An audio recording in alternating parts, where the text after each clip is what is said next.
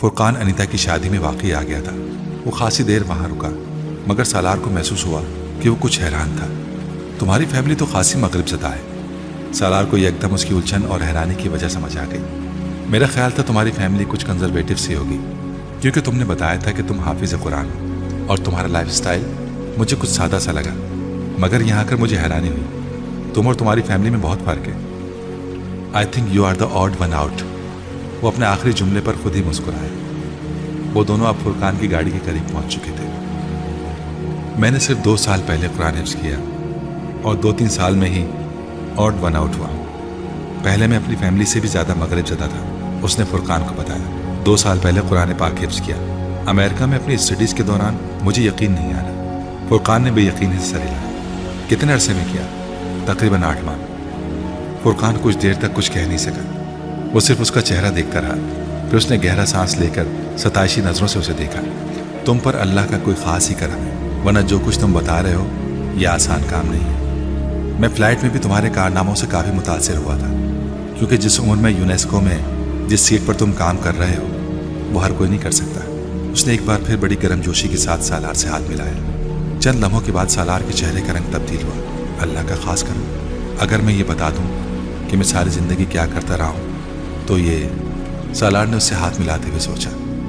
تم پرسوں کسی اسکول کی بات کر رہے تھے۔ سالار نے دانستہ طور پر موضوع بدلا۔ تم اسلام آباد میں نہیں رہتے؟ نہیں، میں اسلام آباد میں ہی رہتا ہوں، مگر میرا ایک گاؤں ہے، آبائی گاؤں۔ وہاں ہماری کچھ زمین ہے، ایک گھر بھی ہے۔ فرقان سے تفصیل سے بتانے لگا۔ کئی سال پہلے میرے والدین اسلام آباد شفٹ ہو گئے تھے۔ میرے والد نے فیڈرل سروس سے ریٹائرمنٹ کے بعد وہاں اپنی زمینوں پر ایک اسکول بنا لیا۔ اس گاؤں میں کوئی اسکول نہیں تھا، انہوں نے پرائمری اسکول بنوایا تھا۔ 7-8 سال سے میں اسے دیکھ رہا ہوں۔ اب وہ اسکول سیکنڈری بن چکا ہے۔ 4 سال پہلے میں نے وہاں ایک ڈسپینسری بھی بنوائی۔ تم اس ڈسپینسری کو دیکھ کر حیران رہ جاؤ گے، بہت جدید سامان ہے اس میں۔ میرے ایک دوست نے ایک ایمبولینس بھی گفٹ کی ہے، اور اب صرف میرے گاؤں ہی کی نہیں بلکہ ارد گرد کے بہت سارے گاؤں کے لوگ بھی اسکول اور ڈسپینسری سے فائدہ اٹھا رہے ہیں۔ سالار اس کی باتیں توجہ سے سن رہا تھا۔ مگر تم یہ سب کیوں کر رہے ہو؟ تم ایک سرجن ہو، تم سب یہ کیسے کر لیتے ہو؟ اور اس کے لیے بہت پیسے کی ضرورت ہے۔ کیوں کر رہا ہوں یہ تو میں نے اپنے آپ سے کبھی نہیں پوچھا۔ میرے گاؤں میں اتنی غربت تھی کہ یہ سوال پوچھنے کی مجھے کبھی ضرورت نہیں پڑی۔ ہم لوگ بچپن میں کبھی کبھار اپنے گاؤں جایا کرتے تھے، یہ ہمارے لیے تفریح تھی۔ ہماری حویلی کے علاوہ گاؤں کا کوئی مکان پکا نہیں تھا، اور سڑک کا تو سوال ہی پیدا نہیں ہوتا۔ ہم سب کو یوں لگتا تھا جیسے ہم جنگل میں آ گئے ہیں۔ اب اگر ہم جانور ہوتے تو ہمیں کوئی فرق نہیں پڑتا، شہر کی طرح ہم بھی جنگل میں دندناتے پھرتے۔ یہ سوچ کر کہ سب ہم سے بہت مروب ہیں اور کوئی بھی ہم جیسا نہیں، نہ کوئی ہماری طرح رہتا ہے، نہ کوئی ہماری جیسا کھاتا ہے، نہ ہمارے جیسا پہنتا ہے، مگر انسان ہو کر یہ برداشت کرنا مشکل ہو جاتا ہے کہ ہمارے ارد گرد انسان جانوروں جیسی زندگی گزارنے پر مجبور ہے۔ ہو سکتا ہے کچھ انسانوں کو اس سے خوشی محسوس ہوتی ہو، انہیں ہر نعمت میسر ہے اور باقی سب ترس رہے ہیں، مگر ہمارا شمار ایسے لوگوں میں نہیں ہوتا تھا۔ اب سوال یہ پیدا ہوتا تھا کہ کیا کیا جائے۔ میرے پاس کوئی جادو کی چھڑی تو تھی نہیں کہ میں اسے ہلاتا اور سب کچھ بدل دیتا، نہ ہی بے شمار وسائل۔ تمہیں میں نے بتایا تھا نا کہ میرے والد سول سرونٹ تھے، ایماندار قسم کے سول سرونٹ۔ میں اور میرا بھائی دونوں شروع ہی سے اسکالرشپ پر پڑھتے رہے، اس لیے ہم پر ہمارے والدین کو زیادہ خرچ نہیں کرنا پڑا۔ خود وہ بھی کوئی فضول خرچ نہیں تھے، اس لیے تھوڑی بہت بچت ہوتی رہی۔ ریٹائرمنٹ کے بعد میرے والد نے سوچا کہ لاہور یا اسلام آباد کے کسی گھر میں اخبار پڑھ کر، واک کر کے یا ٹی وی دیکھ کر زندگی گزارنے کے بجائے اپنے گاؤں جانا چاہیے، وہاں کچھ بہتری لانے کی کوشش کرنی چاہیے۔ وہ دونوں گاڑی کے اندر بیٹھے ہوئے تھے۔ مشکلات کا اندازہ تم نہیں کر سکتے۔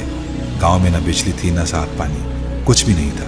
بابا نے پتہ نہیں کہاں کہاں بھاگ کر یہ ساری چیزیں منظور کروائیں۔ جب وہاں پرائمری اسکول بن گیا، ایک سڑک بھی آ گئی، بجلی اور پانی جیسی سہولتیں بھی آ گئیں، تو گورنمنٹ کو اچانک وہاں ایک اسکول بنانے کا خیال آیا۔ میرے والدین کو خوشی تھی کہ گورنمنٹ ان کے اسکول کو اپنی زیر نگرانی لے لے، اس میں اپنے ٹیچرز بھی بھجوائے اور کچھ عرصے بعد اس اسکول کو اپ گریڈ کر دے۔ مگر محکمہ تعلیم کے چند رابطوں میں ہی بابا کو اندازہ ہو گیا تھا کہ ایسا ہونے کی صورت میں ان کی ساری محنت پر پانی پھر جائے گا۔ بابا وہاں بچوں کو سب کچھ دیتے تھے، کتابیں، کاپیاں، یونیفارم اور ایسی کچھ ضروری چیزیں۔ انہوں نے باقاعدہ اس کے لیے فنڈز رکھے ہوئے تھے، مگر تم اندازہ نہیں کر سکتے ہو کہ گورنمنٹ کے پاس چلے جانے کے بعد اس اسکول کا کیا حشر ہوتا۔ سب سے پہلے وہ فنڈز جاتے، پھر باقی سب کچھ۔ اس لیے بابا خود ہی اس اسکول کو چلاتے رہے۔ محکمہ تعلیم نے وہاں اسکول پھر بھی کھولا، مگر وہاں ایک بچہ بھی نہیں گیا۔ پھر ہار مان کر انہوں نے وہ اسکول بند کر دیا اور ہمارے اسکول کو اپ گریڈ کر دیا۔ بابا کے کچھ دوستوں نے اس سلسلے میں ان کی مدد کی۔ اس طرح اس کی اپ گریڈنگ ہوتی رہی۔ میں ان دنوں لندن میں پڑھتا تھا اور میں روپے بچا بچا کر بھیجا کرتا تھا۔ ابھی بھی ہم اس کو اور ترقی دے رہے ہیں۔ آس پاس کے گاؤں کے لوگ بھی اپنے بچوں کو ہمارے پاس بھجواتے ہیں۔ میں جب پاکستان واپس آیا تو میں نے وہاں ایک باضابطہ قسم کی ڈسپینسری قائم کی۔ گاؤں کی آبادی بھی اب بہت بڑھ گئی ہے، لیکن گاؤں میں غربت ابھی بھی مکمل طور پر ختم نہیں ہوئی۔ تعلیم سے اتنا ضرور ہوا ہے کہ گاؤں کے کچھ بچے باہر شہر میں آگے پڑھنے کے لیے جانے لگے ہیں، کچھ ہنر سیکھ رہے ہیں۔ وہ جو غربت کا ایک چکر تھا وہ ختم ہو رہا ہے۔ ان کی یہ نسلیں نہیں تو اگلی نسلیں شاید تمہارے اور میرے جیسے تعلیمی اداروں سے اعلیٰ ڈگریز لے کر نکلیں، کون کہہ سکتا ہے؟ وہ مسکراتے ہوئے بولا۔ میں ہر ماہ ایک ویکینڈ پر گاؤں جاتا ہوں۔ وہاں 2 کمپاؤنڈر ہیں مگر کوئی ڈاکٹر نہیں ہے۔ ایک ویکینڈ پر میں وہاں جاتا ہوں، باقی 3 ویکینڈز پر بھی ہم کسی نہ کسی کو وہاں بھجوا دیتے ہیں۔ پھر میں وہاں ہر 3 ماہ بعد ایک میڈیکل کیمپ لگواتا ہوں۔ اور سب کے لیے روپیہ کہاں سے آتا ہے؟ شروع میں تو یہ بابا کا روپیہ تھا، انہی کی زمین پر اسکول بنا، ان کی گریجویٹی سے اس کی تعمیر ہوئی۔ میری امی نے بھی اپنے پاس موجود رقم سے ان کی مدد کی۔ پھر بابا کے کچھ دوست بھی مالی امداد کرنے لگے۔ اس کے بعد میں اور مہران بھی اس میں شامل ہو گئے۔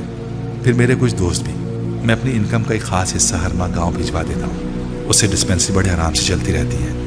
جو ڈاکٹرز وہاں مہینے کے 3 ویکینڈز پر جاتے ہیں وہ کچھ چارج نہیں کرتے، ان کے لیے یہ سوشل ورک ہے۔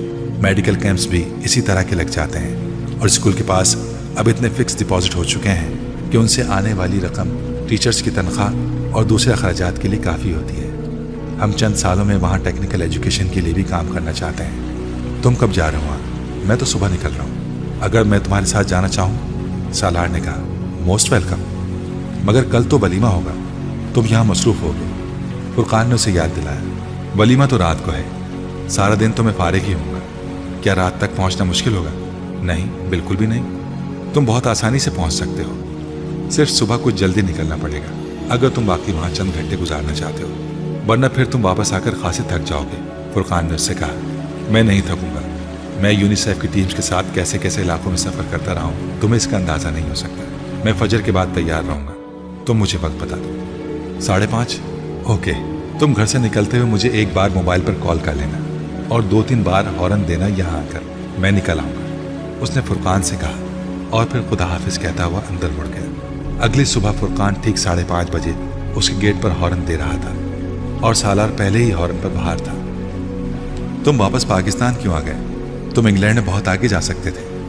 گاڑی شہر سے باہر والی سڑک پر بھاگ رہی تھی۔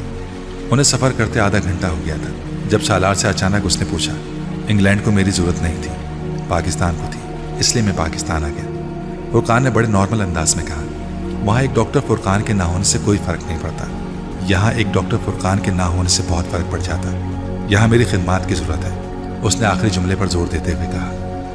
مگر وہاں اتنے سالوں میں تم بہت آگے جا سکتے تھے، پھر پروفیشنلی بھی تم بہت کچھ سیکھ سکتے تھے، فائنینشلی بھی تم اس پروجیکٹ کے لیے زیادہ روپے حاصل کر سکتے تھے جو تم نے شروع کیا ہوا ہے۔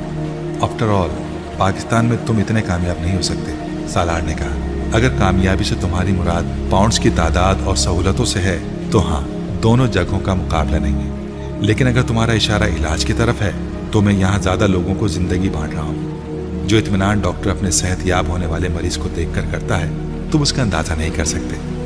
انگلینڈ آنکولوجسٹ سے بھرا ہوا ہے، پاکستان میں ان کی تعداد انگلیوں پر گنی جا سکتی ہے۔ میں وہاں رہ کر پیسوں کا ڈھیر بھی یہاں بھجواتا رہتا تو کوئی فرق نہ پڑتا۔ جہاں ایک فرد کی کمی ہوتی ہے وہاں اس فرد سے ہی وہ کمی پوری ہوتی ہے، روپیہ یا دوسری چیز اس کی جگہ نہیں لے سکتا۔ میں بہت قانے ہوں سالار، میری پوری فیملی بہت قانے ہے۔ اگر میں نے کوئی چیز سیکھی ہے تو وہ سب سے پہلے میرے اپنے لوگوں کے کام آنی چاہیے۔ میں اپنے لوگوں کو مرتا چھوڑ کر دوسرے لوگوں کی زندگی نہیں بچا سکتا۔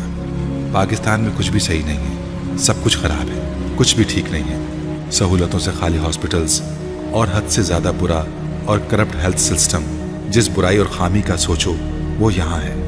مگر میں اس جگہ کو نہیں چھوڑ سکتا۔ اگر میرے ہاتھ میں شفا ہے تو پھر سب سے پہلے یہ شفا اپنے لوگوں کے حصے میں آنی چاہیے۔ سالار بہت دیر تک کچھ نہیں بول سکا۔ گاڑی میں یکدم خاموشی چھا گئی تھی۔ تم نے مجھ سے تو یہ سوال پوچھ لیا کہ میں پاکستان کیوں آ گیا، کیا اب میں تم سے یہ سوال پوچھوں کہ تم پاکستان کیوں نہیں آ جاتے؟ فرقان نے کچھ دیر کی خاموشی کے بعد مسکراتے ہوئے کہا۔ میں یہاں نہیں رہ سکتا، سالار نے بے اختیار کہا۔ तुम पैसों और सहूलतों की वजह से ही कह रहे हो? नहीं, पैसा या सहूलतें मेरा मसला नहीं, ना अब ना ही पहले कभी। तुम मेरा फैमिली बैकग्राउंड जान चुके हो। फिर कुछ भी नहीं, बस मैं यहाँ नहीं आ सकता, उसने कतई लहजे में कहा। यहाँ तुम्हारी ज़रूरत है। किसको?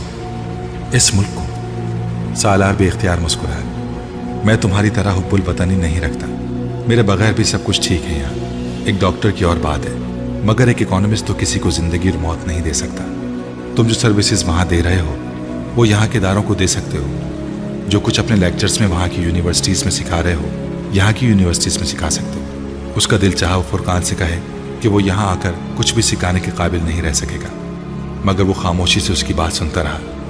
तुमने अफ्रीका की गुर्बत, भूख और बीमारी देखी है। तुम यहाँ की गुर्बत, भूख और बीमारी देखोगे तो हैरान रह जाओगे। यहाँ सूरत हाल उन मुल्कों की तरह ख़राब नहीं है फुरकान। यहाँ इतनी पसमानदगी नहीं है। इस्लामाबाद के जिस सेक्टर में तुम पले बढ़े हो, वहाँ रहकर इर्द गिर्द की ज़िंदगी का अंदाज़ा लगाना बहुत मुश्किल है। तुम इस्लामाबाद के करीबी गाँव में चले जाओ तो तुम्हें अंदाज़ा हो जाएगा कि ये मुल्क कितना खुशहाल है। फुरकान, मैं तुम्हारे इस प्रोजेक्ट में कुछ कंट्रीब्यूशन करना चाहता हूँ। सालार ने एकदम बात का मौजू बदलना चाहा। सालार, मेरे इस प्रोजेक्ट को फ़िलहाल किसी मदद की ज़रूरत नहीं है। तुम अगर ऐसा कोई काम करना चाहते हो तो तुम खुद किसी गांव में इस तरह का काम शुरू करो। तुम्हारे पास फंड्स की कमी नहीं होगी। मेरे पास वक्त नहीं है, मैं अमेरिका में बैठकर ये सब नहीं चला सकता। अगर तुम ये चाहते हो कि किसी दूसरे गांव में भी स्कूल कायम किया जाए तो मैं उसे सपोर्ट करने को तैयार हूँ। मेरे लिए ज़ाती तौर पर वक्त देना मुश्किल है। फुरकान इस बार खामोश रहा। शायद उसे अंदाज़ा हो गया था कि सालार अब उसके इस राह पर कुछ झुंझला रहा था। बात का मौजू एक बार फिर फुरकान के गाँव की तरफ मुड़ गया। वो दिन सालार की ज़िंदगी के यादगार तरीन दिनों में से एक था। वो उस स्कूल को देखकर वाकई बहुत मुतासिर हुआ था, मगर उससे भी ज़्यादा मुतासिर वो उस डिस्पेंसरी को देखकर हुआ था जहाँ वो गया था। उसे एक छोटा सा हॉस्पिटल कहना ज़्यादा बेहतर था।